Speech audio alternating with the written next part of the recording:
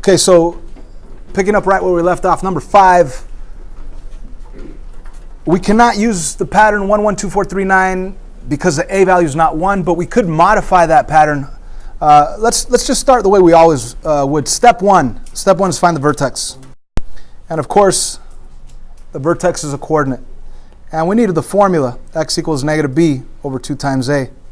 And we need to know how to use that formula, x equals negative parenthesis over 2 times parenthesis.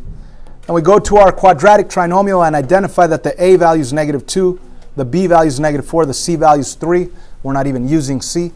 Let's plug in the b value in the first parenthesis, which is negative 4 right there.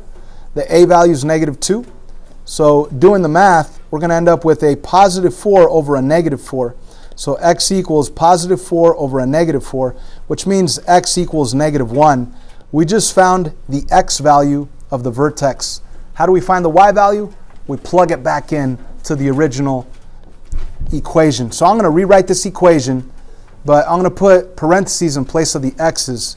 Let me actually do it over here on the side.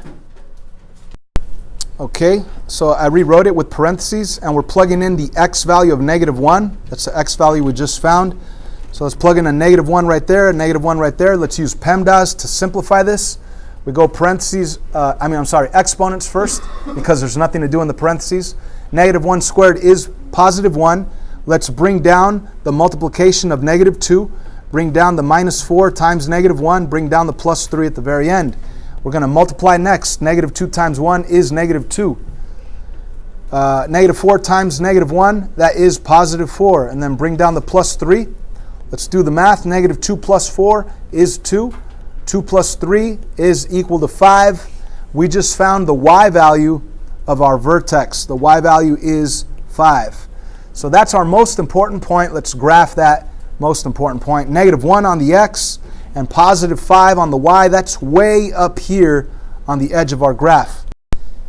After we draw that vertex, we instantly draw the axis of symmetry. Now, if a certain quiz or test asked you for that equation of that axis of symmetry line, you would say x equals the x value of your vertex, which is negative 1. That's the vertical line. X equals negative 1. That's the axis of symmetry. So we need more points. Now, normally, I would tell you guys, make an XY table, find some more points by plugging in values that are on the same side of the axis of symmetry. So in this case, the easiest number is what to plug in? 0. That's always the easiest. So let's plug in a 0. If I do plug in a 0, 0 squared, that's still going to be 0. That's going to be 0. 0 take away 0, 0. The c value is always going to be your output whenever you plug in 0. So when I plug in 0, I get an output of 3. And let me graph that coordinate 0, 3, 0, 1, 2, 3. I end up right here. What would be another nice number to plug in? Negative 2. If I did plug in the x value of negative 2, I would actually get the same answer, 3. Because of the reflection, I already know that. So the number 1 would be a great number to plug in. So let's plug in a 1. This is going to require more work. Let me rewrite my equation. Y equals negative 2 parentheses squared minus 4 times parentheses plus 3. And let me plug in that 1 value right in there so I could find the output.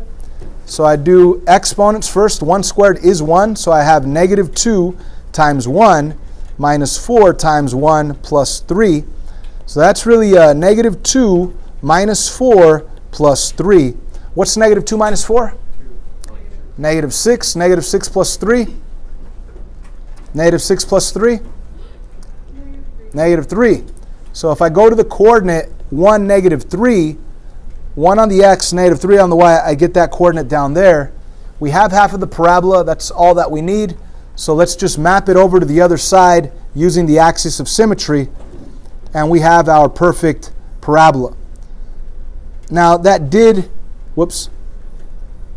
take a while because we did not have a shortcut of using the pattern 1, 1, 2, 4, 3, 9.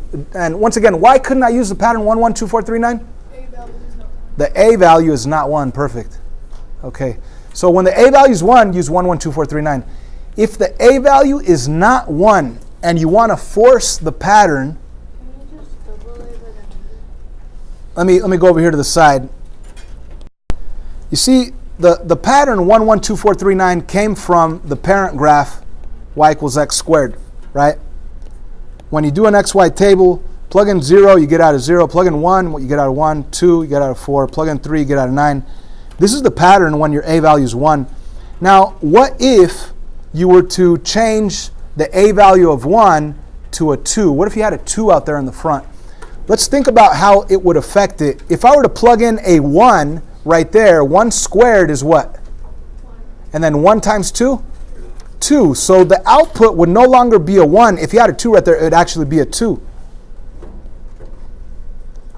Now, if I were to plug in a 2 right there, 2 squared is what? 4. And 4 times 2? 8. So it wouldn't be a 4 anymore, it would be an 8.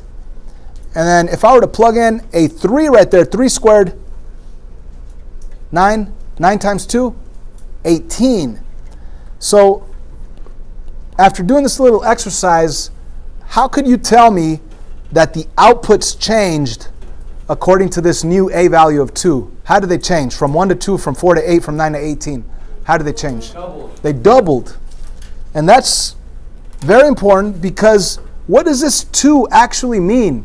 It means 2 times x squared. So by you putting a 2 right here, it doubles the outputs. Does that make sense? So if you do have a 2, you can't use the pattern 1, 1, 2, 4, 3, 9. You would have to double the outputs and make it 1, 2, 2, 8, 3, 18. Now, what if you had y equals 3x squared? Then you can't use the pattern 1, 1, 2, 4, 3, 9. You can't use that. What would you have to do to the outputs? Triple. So it would be 1, 3. 4 times 3 is 12. 9 times 3 is 27. So this would be your new pattern. 1, 3, 2, 12, 3, 27. Obviously, you're never going to use 327. That's off any graph unless you have like a 30 by 30 graph, right? So you could use the pattern if you modify the pattern. So let's go back to this one that we just did. And it's already graphed. We're already done. Wait a minute. I forgot to put arrows on it. But let's pretend that let's pretend I got the vertex and I wanted to use the pattern. I wanted to force the pattern. The pattern is originally 1, 1, 2, 4, 3, 9, but this a value is negative 2. Now the negative, I don't really care about. I'm only going to remember that the negative tells me that it opens down instead of up. But I'm going to modify these outputs by 2. So my pattern is not 1, 1, it's 1, 2. 4 times 2 is 8. 9 times 2 is 18. So this is my new pattern for the a value of 2. 1, 2, 2, 8, 3, 18. Do I want you to memorize this? No, I don't. All right? I want you to memorize 1, 1, 2, 4, 3, 9. And then if you want to use that pattern, you could modify the outputs according to your new a value. And honestly, guys, this is more like Algebra 2 stuff right here. If you guys understand this now, that's great. You could have done exactly what we did at the beginning. We could have used the pattern. I mean, not the pattern, the XY table. But let's go back to the vertex and let's see how this pattern does work. 1, 2. So you go 1 to the right and 2 down. Why down? Because it's a negative. So 1 to the right, 2 down. That's how you get to that point right there. If I go to the next one, 2, 8. From the vertex again, 2, 8. I get to that point right there. And then you just map them over to the other side. It would be pointless to go with the pattern 3, 18. 1, 2, 3. 18's way off the graph. So you could use the pattern as long as you modify the outputs. Does that make sense? Okay, so it's really totally up to you if you want to go with the XY table or if you want to go with the patterns. On number 6, let's start. Let's find the vertex. Let's use a formula. Let's use parentheses instead of the variables. And let's identify the a value is 2, the b value is negative 4, the c value is negative 1. So the b value of negative 4 goes right in there. The a value of 2 goes right in there. Let's simplify. That's positive 4 over positive 4. So x equals 4 over 4, which is 1. So there's our x value. Let's find the y value by plugging in the x value into the original equation with parentheses. And inside those parentheses, we are plugging in the number 1. the number 1 for x. Okay, so 1 right there and 1 right there. Doing the math, 1 squared is 1, 2 times 1. I guess you could jump around and do the math. 4 times 1 is 4, and bring down the minus 1. So you really have 2 minus 4 minus 1. What is that? Negative 3. So if I go to the vertex 1, negative 3, I'm right here. What's the next step? Axis of symmetry. Can anybody tell me the equation of this axis of symmetry? What's the equation of this vertical line? X equals the x value of the vertex 1. That's right. So we obviously need more coordinates to graph this parabola. You could use the XY table, or you could use the pattern, force the pattern. I like to use the word force. We're going to force the pattern 1, 1, 2, 4, 3, 9. But instead of 1, 1, because the A value is 2, we're going to have to modify the outputs by 2. So I'm going to change all of those outputs by multiplying them by 2. So instead of 1, 1, it's going to be 1. 1 times 2 is 2. So 1, 2. And then instead of 2, 4, 4 times 2 is 8. It's going to be 2, 8. And 3, 18. 9 times 2 is 18. But we're not even going to use that third one. So from that vertex, do you guys want to go to the left or to the right? Whatever you want.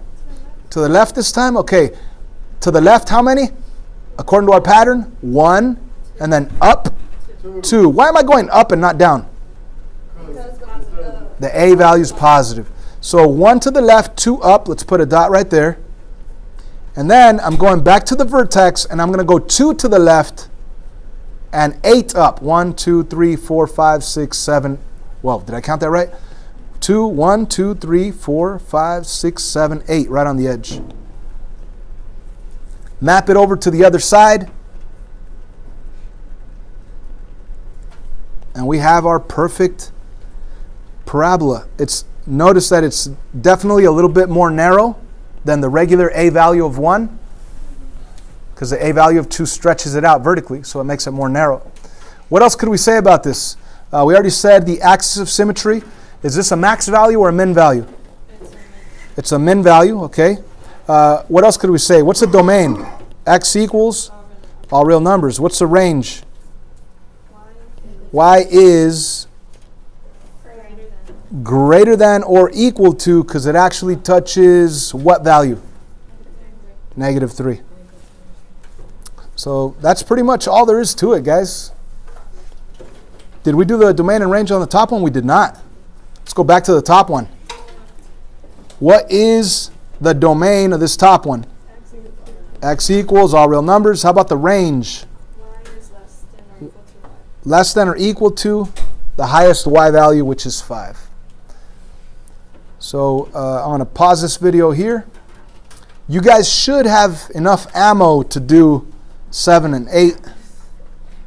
I'll pick up 7 and 8 on the next video.